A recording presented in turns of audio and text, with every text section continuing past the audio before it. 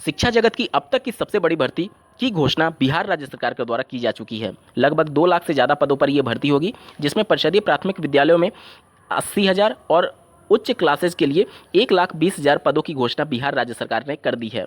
इसके बाद से बहुत सारे प्रश्न अभ्यर्थियों के मन में उठ रहे हैं, जैसे कि अगर कोई अभ्यर्थी बिहार का निवासी है, बिहार का मूल निवासी, और उसके अलावा उसने यूपी से डीएलएड किया है, तो क्या वो आवेदन करने के लिए पात्र होगा? अन्य राज्य के अभ्यर्थियों के संदर्भ में संवैधानिक अधिकार क्या है अभ्यर्थियों के? क्योंकि राज्य सरकार ने तो सिरे से नकार दिया है कि वह अन्य राज्य के अभ्यर्थियों को मौका नहीं देगी। नियमावली में संशोधन करके उन्होंने स्पष्ट कर दिया है। तो ऐसे अभ्यर्थी जो बिहार के मूल निवासी हैं, वो भी इस शिक्षक भर्ती से बाहर हो रहे हैं। कैसे? अंत तक जुड़े रहिएगा, इस वीडियो के साथ पूरा डिटेल में बात होगी, और साथ ही साथ अन्य राज्यों के अभ्यर्थियों के लिए किस प्रकार से संविधान के तहत आपके लिए रास्ते खोल सकते हैं। अंत तक जुड़े रहिएगा। नमस्कार दोस्तों, मेरा नाम है नीरज और आप देख रहे हैं कैरियर बिट यूट्यूब चैनल। अगर आप इस चैनल पर पहली बार विजिट कर रहे हैं तो इसको सब्सक्राइब करते हुए बेल आइकन को प्रेस करना ना भूलें। श्री अनिल यादव जी, जो कि बिहार के मूल निवासी हैं, उनके द्वारा एक प्रश्न पूछा गया है इसी शिक्षक भर्ती से संबंधित। आप स्क्रीन पर देख पा रहे होंगे, इन्होंने यूपी से डीएलएड किया है और बिहार के मूल निवासी हैं। तो इस कंडीशन में क्या ये प्राइमरी शिक्षक भर्ती के लिए एलिजिबल है जो बिहार में होने जा रही है? तो इसका उत्तर है नहीं। कैसे? अब इसको समझिए। छठवें चरण में जो बिहार में राज्य सरकार ने जिन अभ्यर्थियों को नकार दिया था, जो कि उत्तर प्रदेश से डीएलएड में एडमिशन लिए थे और वहाँ के राज्य के अंतर्गत वो बिहार राज्य में उनका मूल निवास था, और उसके साथ ही उन्होंने वहाँ का आरक्षण का भी लाभ लिया था। कहने का मतलब कि यूपी से डीएलएड किया और बिहार में आरक्षण का लाभ लिया। आरक्षण का लाभ आपको तभी मिलता है जब आप बिहार के मूल निवासी होते हैं। यही कंडीशन इन अभ्यर्थी के साथ भी है, श्री अनिल यादव के साथ। इन्होंने भी कहा है कि ये बिहार के मूल निवासी हैं और साथ ही साथ यूपी से डीएलएड किया है। इसमें जो बिहार राज्य सरकार ने उनके नियुक्ति पत्र को रद्द किया था, उसमें उन्होंने तर्क ये दिया था कि यूपी में डीएलएड में वही अभ्यर्थी एडमिशन ले सकता है जो कि उत्तर प्रदेश का निवासी हो, क्योंकि यूपी का डोमिसाइल मांगा जाता है आपको डीएलएड में एडमिशन लेने के संदर्भ में। और अगर आपने यूपी में डोमिसाइल प्रेजेंट किया था तभी आपको एडमिशन मिला होगा, और उस हिसाब से उन्होंने ये अस्वीकार कर दिया कि अगर आप यूपी के डोमिसाइल रखते हैं तो फिर बिहार के डोमिसाइल नहीं रख पा रहे होंगे, या फिर उस कंडीशन में बिहार राज्य में आपको आरक्षण का लाभ नहीं मिलेगा, क्योंकि बिहार के निवासी रहेंगे तभी तो आरक्षण का लाभ मिलेगा। बाकी के जो अदर स्टेट के कैंडिडेट होते हैं वो अनरिजर्व में काउंट होते हैं। तो चूंकि उन्होंने बिहार का एक तरीके से आरक्षण भी क्लेम किया था और यूपी का डीएलएड सर्टिफिकेट भी उन्होंने लगाया था, इस वजह से उनका नियुक्ति पत्र रद्द कर दिया गया था। तो अभी जो संशोधन किया गया है बिहार राज्य सरकार के द्वारा शिक्षक भर्ती नियमावली में, उसके अंतर्गत अन्य राज्य के अभ्यर्थी पात्र नहीं हैं।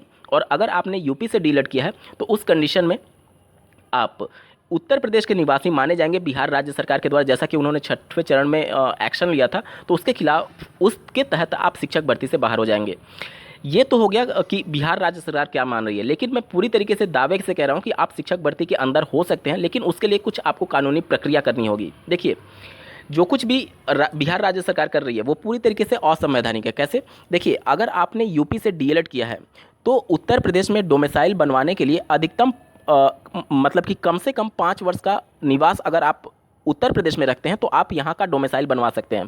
क्योंकि जो यहाँ से डोमिसाइल इशू किया जाता है, देखिए डोमिसाइल 2 प्रकार का होता है। जो मूल निवास प्रमाण पत्र होता है वो दो प्रकार का होता है। पहला होता है मूल निवास प्रमाण पत्र और दूसरा होता है केवल निवास प्रमाण पत्र। तो जो यूपी गवर्नमेंट इशू करती है वो निवास प्रमाण पत्र आपको इशू करती है, मतलब कि आप 5 साल या फिर उससे अधिक समय के लिए उत्तर प्रदेश में निवास किए हुए हैं। और अगर आप मूल निवास प्रमाण पत्र इशू करवाते हैं, उसका मतलब ये हुआ कि आप जन्म से उत्तर प्रदेश में रह रहे हैं।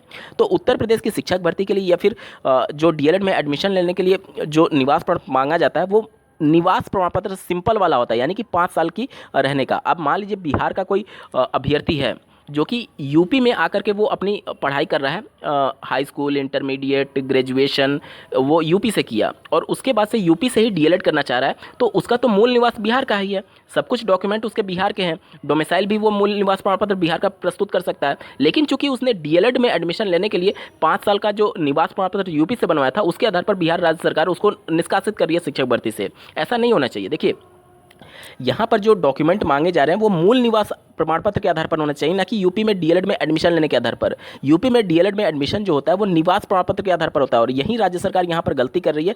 निवास प्रमाण पत्र और मूल निवास प्रमाण पत्र में, दोनों में जमीन आसमान का अंतर है। मूल निवास प्रमाण पत्र मतलब कि आप जन्म से उस राज्य में रह रहे हैं, और निवास प्रमाण पत्र का मतलब होता है कि आप कम से कम 5 साल या फिर उससे ज़्यादा समय से उत्तर प्रदेश में रह रहे हैं। तो ये बिहार राज्य सरकार को समझना चाहिए कि ये संवैधानिक भूल आप कर रहे हैं, इस प्रकार की चीज़ें।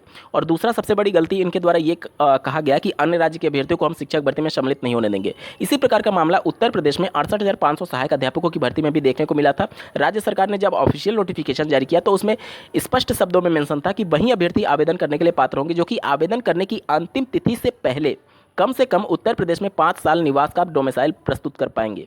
यहाँ पर 5 साल का डोमिसाइल प्रस्तुत करने के लिए बोला गया था। उसके हिसाब से अन्य राज्य के अभ्यर्थी एलिजिबल नहीं थे।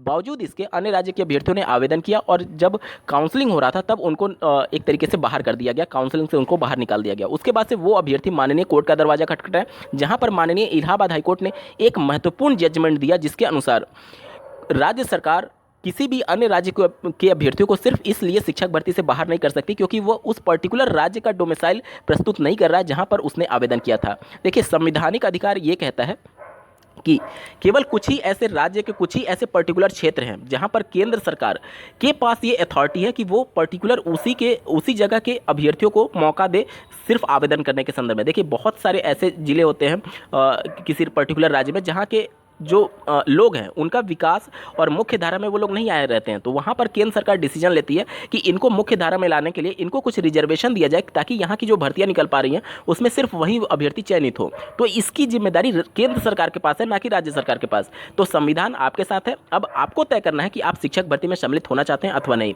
एक ही रास्ता है कोर्ट का, चाहे आप बिहार के मूल निवासी रहते हुए यूपी से डीएलएड के हैं, आप भी पूरी तरीके से पात्र हो जाएंगे, और अन्य राज्य के जो अभ्यर्थी हैं वो तो पात्र होंगे ही होंगे, क्योंकि उत्तर प्रदेश का जो जजमेंट है इतना स्ट्रांग जजमेंट है कि अगर आप इसी जजमेंट के आधार पर माननीय पटना हाईकोर्ट में केस करते हैं तो वहां पर निश्चित तौर पर जो अदर स्टेट के कैंडिडेट हैं या फिर जो बिहार के डोमिसाइल रखते हुए यूपी से डीएलएड किए हुए हैं उनके फेवर में ही फैसला आने वाला है। क्योंकि संविधान अगर एक राज्य के लिए इस प्रकार का फैसला दे सकती है तो फिर दूसरे राज्य में भी संविधान वही है, कॉमन ही है, और वहाँ की राज्य सरकार भी बाध्य होगी अन्य राज्य के अभ्यर्थियों को शामिल कराने के संदर्भ में। इस वीडियो के डिस्क्रिप्शन में मैं आपको एक डेडिकेटेड वीडियो का लिंक दे रहा हूं, उस वीडियो को जरूर देख लीजिएगा क्या है पूरा फैसला और कौन सा संवैधानिक अधिकार आपके पास है जिसके तहत आप इस शिक्षक भर्ती में सम्मिलित हो सकते हैं, क्योंकि भविष्य में शायद ही आपको इतनी बड़ी शिक्षक भर्ती देखने को मिले। तो आप इस वीडियो के डिस्क्रिप्शन में दिए गए वीडियो को जरूर देखिएगा, आपके सभी डाउट्स क्लियर हो जाएंगे कि आप किस तरीके से इस शिक्षक भर्ती का पार्ट हो सकते हैं। इस वीडियो को देखने के लिए आपका बहुत बहुत धन्यवाद। भगवान करे आपका दिन शुभ हो।